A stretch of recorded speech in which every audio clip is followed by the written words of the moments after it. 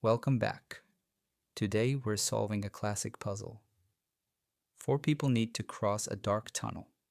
One takes 1 hour, another 2 hours, another 4 hours, and the slowest needs 5 hours. They only have one flashlight with a battery that lasts 12 hours, and only 2 people can cross at the same time. The trick is to use common sense.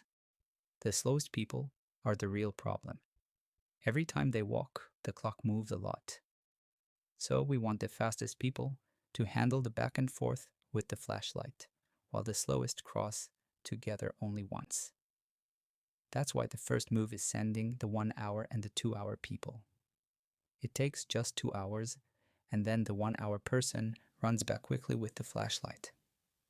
Now it's time for the heavy step.